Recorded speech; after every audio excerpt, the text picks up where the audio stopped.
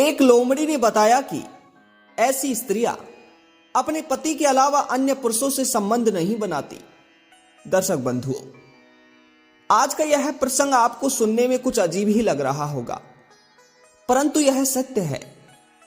इस कहानी में एक लोमड़ी ने बताया है कि ऐसी स्त्रियां अपने पति के अलावा अन्य पुरुषों से संबंध नहीं रखती।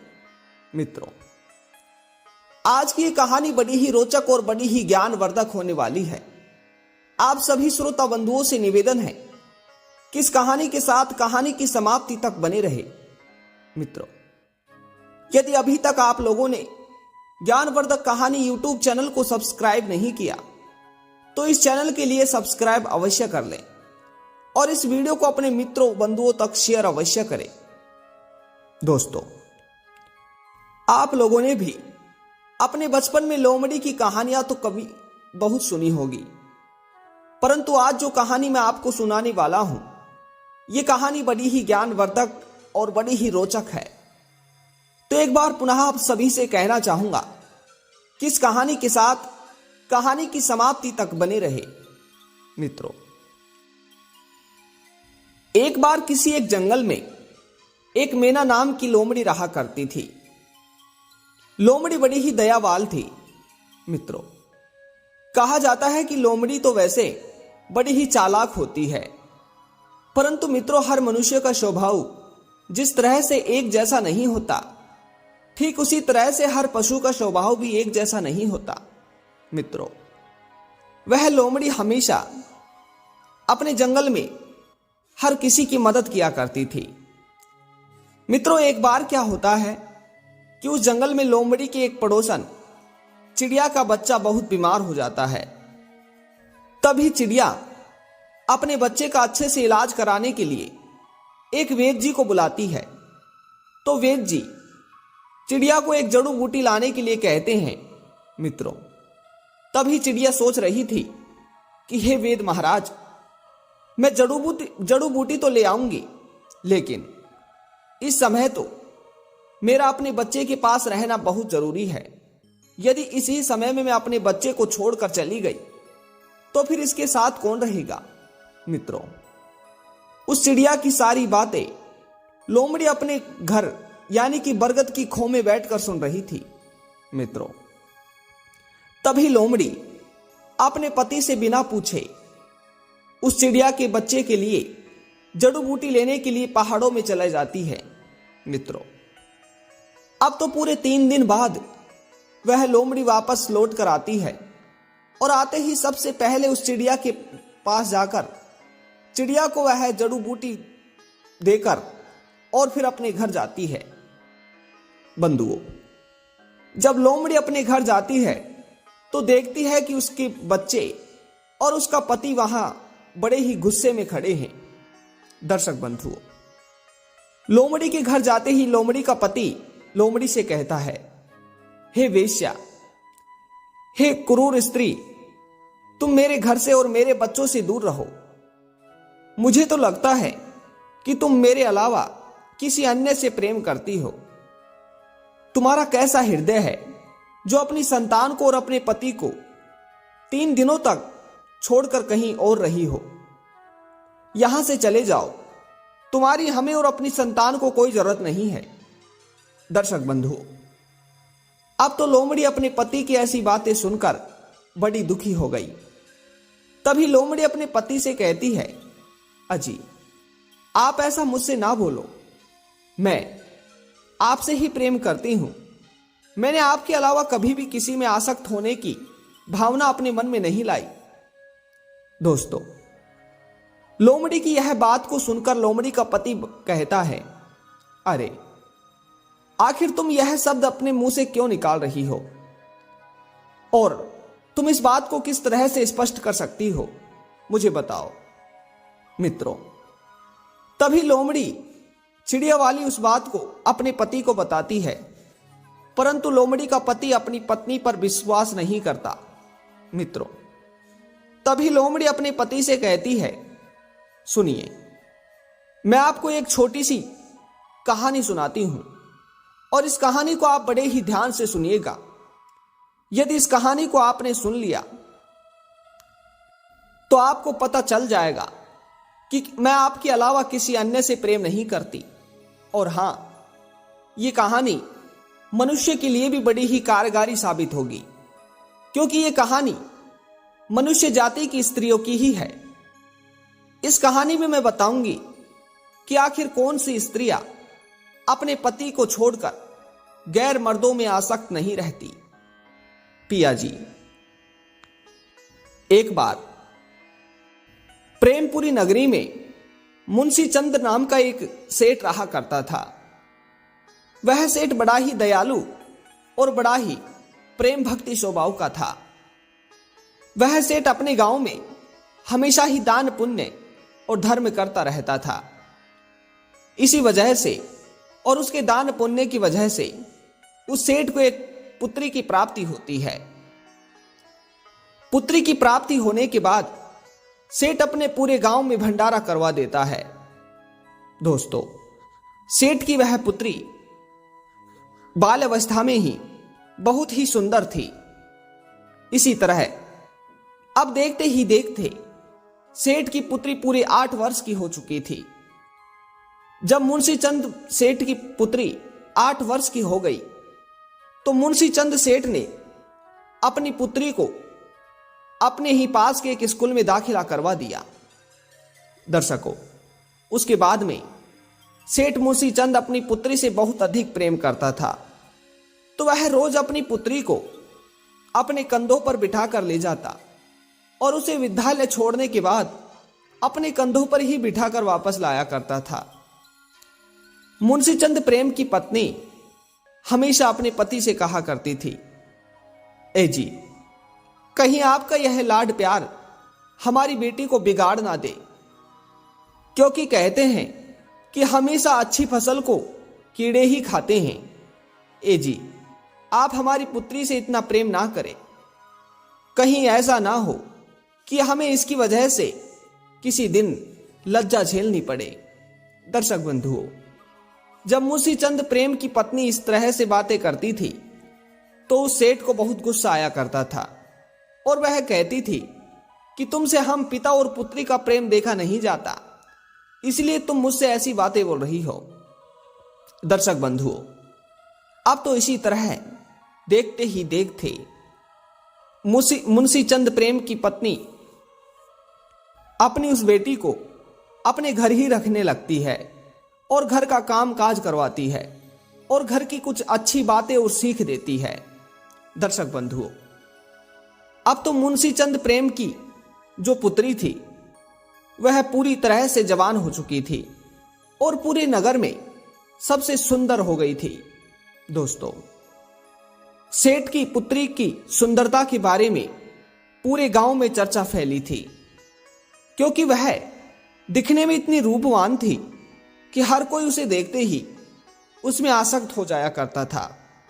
दर्शक बंधुओं, अब तो जैसे जैसे उस सेठ की पुत्री जवान होती जा रही थी, ठीक उसी तरह सेठ के मन में अपनी पुत्री के विवाह के लिए चिंता सताने लगती है। मित्रों, इसी तरह से अब तो देखते ही देखते सेठ की पुत्री पूरी तरह 19 वर्ष की हो चुकी थी।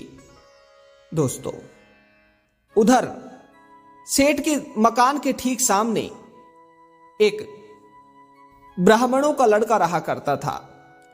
वह ब्राह्मण लड़का सेठ की उस पुत्री से बहुत अधिक प्रेम करता था, परंतु सेठ की पुत्री उस ब्राह्मण के लड़के से बिल्कुल भी प्रेम नहीं करती थी, क्योंकि उसकी माता पिता ने उसे बहुत अच्छे संस्कार दिए थे। दर्शक बंधुओं, और किसी ने सत्य ही कहा है कि हमेशा संतान के बड़े होने के बाद उसके माता पिता के संस्कार और सीख ही काम आती है। मित्रों, इस तरह से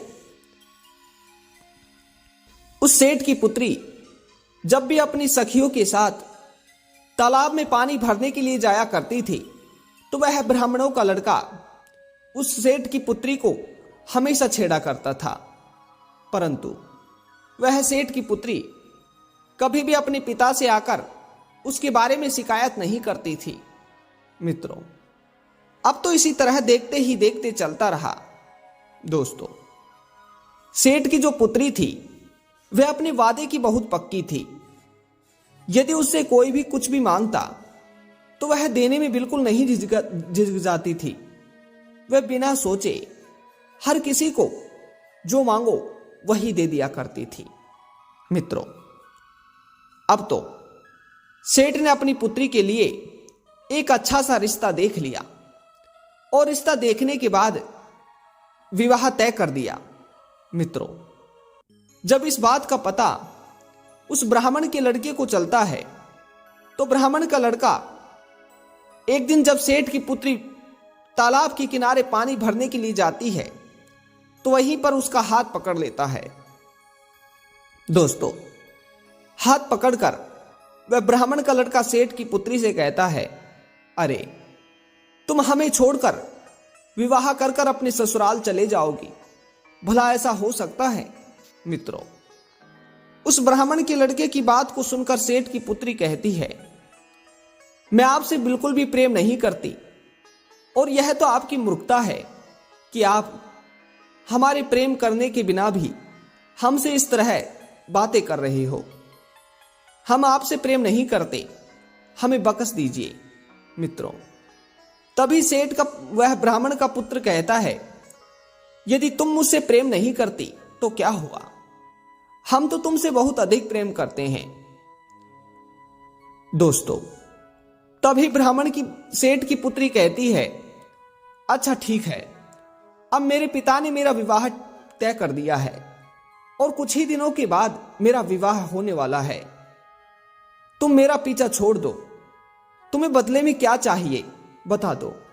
दोस्तों, अब तो सेठ की पुत्री के मुख से इस बात को सुनते ही वह ब्राह्मण का लड़का अपने मन में गंदे गंदे विचार लाता है और उस ब्राह्मण की लड़की से कहता है, उस सेठ की लड़की से कहता है, अच्छा सुनो, यदि तुम मेरी कोई एक सीख पूरी करना चाहती हो तो मेरी यही इच्छा है कि तुम एक रात मेरे पास सो, यानी कि विवाह के बाद तुम एक रात मेरे पास बिताओगी।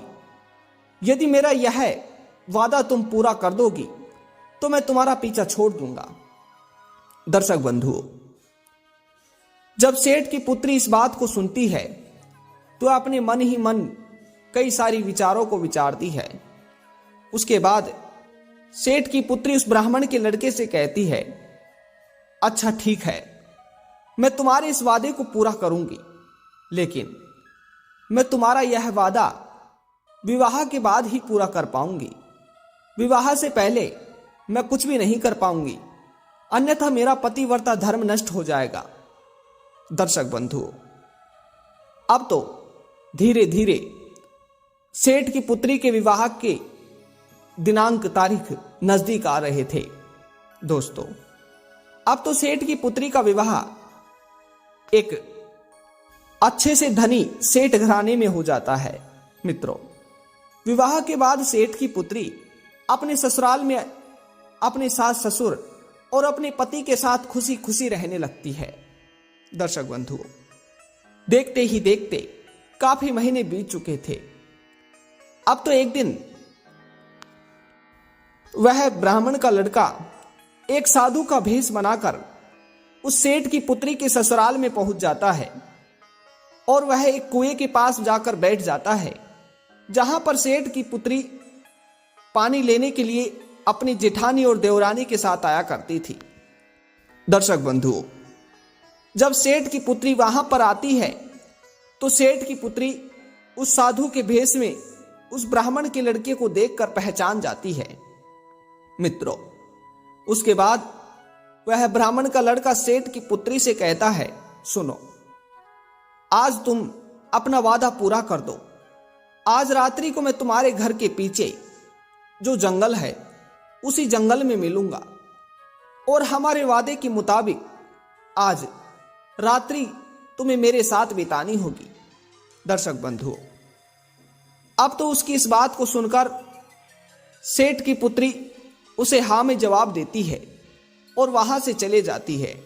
मित्रों, घर जाने के बाद सेठ की पुत्री अपने ससुराल जाने के बाद अपने कक्ष में बैठकर फिलक फिलक कर रोने लगती है। मित्रों, वहीं उसका पति उसे देखकर परेशान हो जाता है और उससे पूछता है, हे प्रिय, आखिर तुम रो क्यों रही हो? क्या बात है, हमें तो बताओ। दोस्तों, तभी सेठ की पुत्री अपने पति से कहती है कि मैंने विवाह से पहले एक ब्राह्मण के लड़के को वादा किया है कि मैं उसके साथ एक रात्रि बिताऊंगी, परंतु मैं तो अब धर्म संकट में पड़ चुकी हूं। आखिर मैं करूं तो करूं क्या? दर्शक बंधुओं, अब तो सेठ की पुत्री का वह पति हंसता हुआ जवाब देता है और अपनी पत्नी से कहता है कि ठीक है, तुम अपने वादे को निभाओ और तुम ऐसा कुछ नहीं सोचो, तुम्हारा पतिव्रता धर्म बिल्कुल नष्ट नहीं होगा और तुम अपने वादे को भी पूरा कर लोगी। दोस्तों, तभी रात्रि को सेठ की पुत्री अपने पति को साथ लेकर अपने प्रेमी उस ब्राह्मण के लड़के के पास चले जाती है। थोड़ी देर बाद ही उस सेठ की पुत्री का पति वहीं झाड़ों में पीछे जाकर छिप जाता है और वह सेठ की पुत्री उस ब्राह्मण के लड़के के पास जाकर बैठ जाती है। मित्रों, अब तो धीरे धीरे वह ब्राह्मण का लड़का उस सेठ की पुत्री से प्रेम भरी बातें करता है, तो सेठ की पुत्री भी बातें करती है। श्रोताओं, तभी वह ब्राह्मण का लड़का सेठ की पुत्री से कहता है, अच्छा अब ठीक है, हम दोनों के बीच तो बातें हो ही गई हैं, अब मैं तुमसे प्रेम करना चाहता हूं। दर्शक बंधुओं, तभी वह सेठ की लड़की ब्राह्मण के लड़के से कहती है, सुनो, विवाह से पहले जब मैंने तुम्हें वादा किया था तो मैंने कहा था कि मैं केवल तुम्हारे साथ एक रात्रि बिताऊंगी, लेकिन मैंने तुम्हारे साथ यह सब करने की नहीं कहा। तो मेरी अब एक रात्रि हो गई है और मुझे यहां से जाने दो और मेरा वादा भी पूरा हो गया है, अब तुम मेरा पीछा छोड़ दो। दर्शक बंधुओं, इतना कहते ही सेठ की पुत्री का पति उन झाड़ों के पीछे से निकल आता है। अब तो सेठ की पुत्री के उस पति को देखकर वह ब्राह्मण का लड़का बहुत घबरा जाता है और वहां से बिन बोले ही भाग जाता है।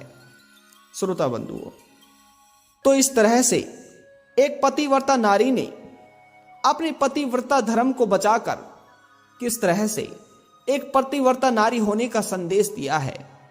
दर्शक बंधुओं, अब उधर यह बातें वह लोमड़ी अपने पति को बताती है।